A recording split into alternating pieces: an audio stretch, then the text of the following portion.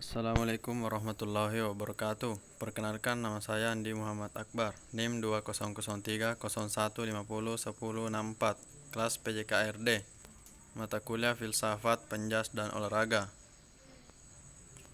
Pada kesempatan kali ini saya akan mempresentasikan hasil kerja PPT saya. Perkembangan olahraga di Indonesia. 1. Masa penjajahan.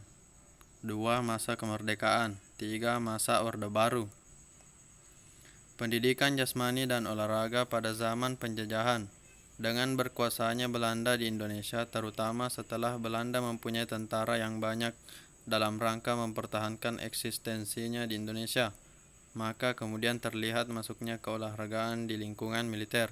Meskipun olahraga itu sejak zaman Mesir kuno dan Yunani kuno sudah mulai menonjol, namun perkembangan di Eropa baru tampak timbul sekitar abad pertengahan, yang kemudian juga merayap berkembang di negeri Belanda, kemudian dibawa pula masuk ke Indonesia. Keolahragaan di Indonesia yang dibawa oleh Belanda itu sudah barang tentu sesuai dengan keadaan keolahragaan di negeri Belanda sendiri. Namun berkat kesadaran bangsa Indonesia akan kebudayaannya, meskipun dengan beberapa tekanan dan paksaan dari pihak penjajah, kebudayaan asli Indonesia masih dapat dipertahankan. Pada tahun 1799 Masehi, VOC dinyatakan bangkrut dan semua kekayaan serta kekuasaannya diambil alih oleh pemerintah Belanda. Penjajahan Prancis terhadap negeri Belanda selama Perang Napoleon menyebabkan Indonesia jatuh ke tangan Inggris pada tahun 1811 sampai 1816 Masehi. Sir Thomas Stanford Raffles, Letnan Gubernur di Jawa, menghapus jual beli budak belia, memberikan sedikit otonomi dan merehabilitasi Borobudur. Setelah kejatuhan Napoleon, Belanda kembali berkuasa dan meneruskan politik kolonialnya, mengeksploitir sumber-sumber alam dengan mengorbankan kepentingan rakyat yang terus-menerus menentang kolonialisme tersebut. Peperangan terjadi di mana-mana seperti di bawah pimpinan Thomas Matulesi. Pemberontakan Maluku pada tahun 1816 sampai 1818 Masehi. Pangeran Diponegoro, Perang Jawa pada tahun 1825 sampai 1830 Masehi. Cik Ditiro dan Teuku Umar, Perang di Aceh pada tahun 1873 sampai 1903. Imam Bonjol, Perang Padri pada tahun 1830 sampai 1837 Masehi di Sumatera Barat, dan Sisingamangaraja, Perang Batak pada tahun 1907 Masehi. Semua peperangan untuk kemerdekaan tersebut dapat dipadamkan dan para pemimpinnya dipenjara atau diasingkan. Selanjutnya masuk pula ke Indonesia sistem Swedia ciptaan Per Hendrik Ling yang mula-mula dibawa oleh para perwira kesehatan Angkatan Laut Belanda, Dr. H.P. Minkema. Sistem ini masuk pula ke sekolah-sekolah dan pada tahun 1919 sampai 1920 Masehi mulai diadakan kursus-kursus untuk guru-guru dan sekolah-sekolah dilengkapi perlengkapan latihan sistem Swedia tersebut. Berbeda dengan sistem Jerman, sistem Swedia diciptakan link berdasarkan guna gerak. Setiap gerak harus jelas apa gunanya bagi tubuh. Otot mana yang dilatih, apa pengaruhnya terhadap tubuh, terutama dilihat dari segi anatomi. Latihan yang tidak jelas gunanya dibuang dan tidak layak diberikan. Pehaling melaksanakan senam. Cabang olahraga yang populer dan digemari oleh masyarakat belum banyak jumlahnya. Yang menonjol pada waktu itu adalah sepak bola, korfbal atau bola keranjang, tenis, tinju, dan renang. Dan pada waktu itu olahraga digunakan sebagai sarana untuk memelihara semangat nasionalisme bangsa Indonesia. Misalnya untuk menandingi NIFU, Netherlands Indische Voetbal Unie. Didirikan Persatuan Sepak Bola Seluruh Indonesia atau PSSI oleh bangsa Indonesia yang hingga kini masih terus melakukan kegiatannya. Pendidikan jasmani dan olahraga pada zaman kemerdekaan. Dengan diproklamasikannya kemerdekaan Indonesia pada tanggal 17 Agustus 1945, gerakan keolahragaan mengalami babak baru. Kementerian Pendidikan dan Pengajaran mempropagandakan penyelenggaraan latihan-latihan dan rehabilitasi fisik dan mental yang telah rusak selama penjajahan kolonial Belanda dan Jepang. Pada tanggal 19 Agustus 1945, tanggal terbentuknya kabinet yang pertama dalam Kementerian Pendidikan Pengajaran, diadakan suatu lembaga yang bertugas merencanakan dan melaksanakan pengurusan di bidang keolahragaan di sekolah, yaitu Inspeksi Pendidikan Jasmani.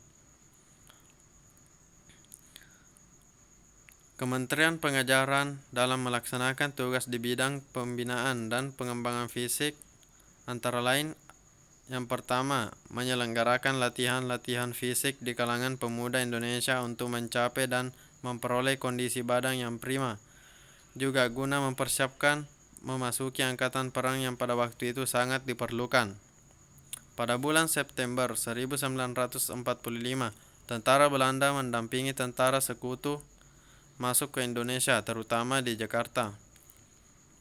Pada waktu itu, organisasi olahraga yang bernama Gelora, Gerakan Latihan Olahraga, yang dipimpin oleh Otto Iskandar Dinata sebagai Ketua Umum dan Somali Prawirosudirjo sebagai Ketua Harian, meleburkan diri bersama-sama Jawatai Ikukai, Pusat Olahraga versi Jepang, menjadi Persatuan Olahraga Republik Indonesia, disingkat PORI.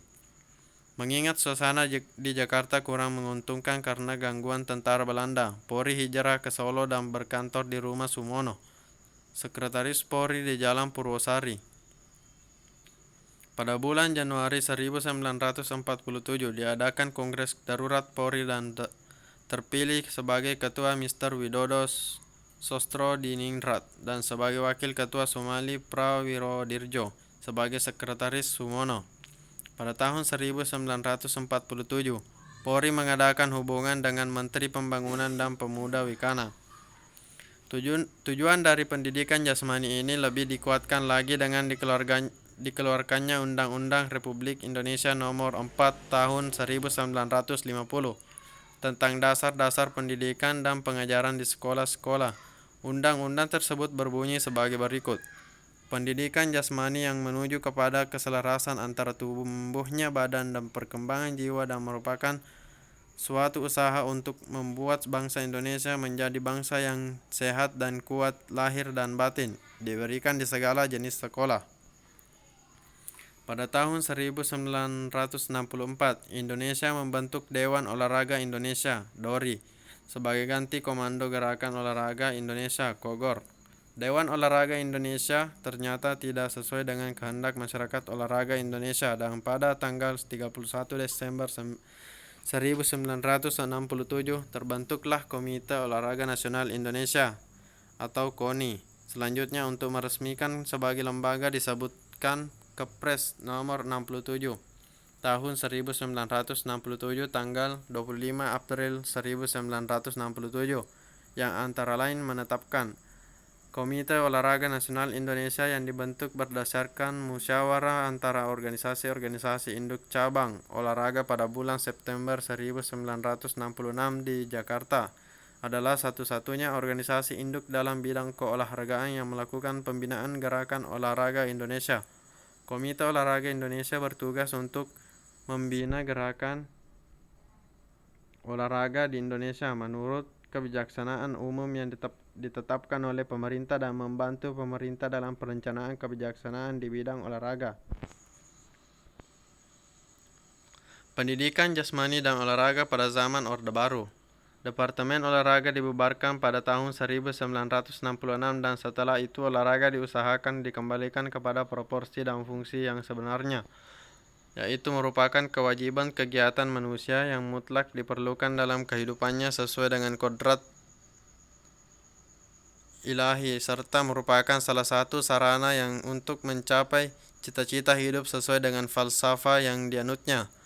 Tujuan daripada olahraga dalam fase ini sesuai dengan dasarnya adalah untuk mengambil bagian dalam pembangunan dan modernisasi bangsa dan negara dengan segala aspek-aspeknya, seperti yang dikehendaki oleh pembukaan dan isi Undang-Undang Dasar 1945, yaitu mempertinggi mental, moral, budi pekerti dan memperkuat keyakinan beragama, mempertinggi kecakapan dan keterampilan, pembina memperkembangkan fisik dan kuat dan sehat. Badan-badan olahraga atau gerakan olahraga dari pemerintah adalah badan-badan yang diadakan oleh pemerintah sebagai aparatur pemerintah dalam bidang pembangunan bangsa, khususnya di bidang fisik dan mental, persatuan dan kesatuan bangsa, serta mewujudkan persahabatan antar bangsa dan negara dengan olahraga sebagai sarana. Badan-badan itu antara lain: yang pertama, pemerintah pusat dan daerah dengan segenap aparaturnya. Yang kedua, Direktorat Jenderal Olahraga dengan segenap eselon bawahannya dan pusat-pusat pendidikan ABRI. Badan pembina olahraga atau gerakan olahraga yang swasta atau non-pemerintah adalah badan-badan yang diadakan oleh masyarakat sebagai organisasi yang bergerak dalam bidang olahraga dan direstui oleh pemerintah untuk membantu dan melaksanakan kebijaksanaan pemerintah, khususnya dalam peningkatan prestasi cabang-cabang olahraga dalam hubungan nasional dan internasional yang sifatnya swasta. Badan swasta itu disebut KONI, beserta organisasi-organisasi induk cabang olahraga dan induk-induk olahraga badan fungsional dari pusat sampai daerah yang tergabung kepadanya, seperti tersebut dalam Keputusan Presiden Nomor 75 Tahun 1967 beserta anggaran dasar dan anggaran rumah tangga KONI. Dalam garis-garis besar haluan negara TAP nomor 2 MPRI 1983 bab 4 mengenai pendidikan disebutkan pendidikan jasmani dan olahraga mungkin perlu ditingkatkan dan dimasyarakatkan sebagai cara pembinaan kesehatan jasmani dan rohani bagi setiap anggota masyarakat. Selanjutnya perlu ditingkatkan usaha-usaha pembinaan dan peningkatan prestasi dalam berbagai cabang olahraga. Untuk itu perlu ditingkatkan kemampuan prasarana dan sarana pendidikan jasmani dan olahraga termasuk para pendidik, pelatih, dan penggeraknya. Dan digalakkan gerakan untuk memasyarakatkan olahraga dan mengolahragakan masyarakat. Jika hal tersebut ditelaah dan ditelusuri secara mendalam, maka terbukalah sudah jalan yang terang bagi para pembina keolahragaan untuk membenahi diri dan kemudian bersama-sama memikirkan dan melaksanakan amanat tersebut dengan sebaik-baiknya. Mungkin itu dari saya. Sekian. Assalamualaikum warahmatullahi wabarakatuh.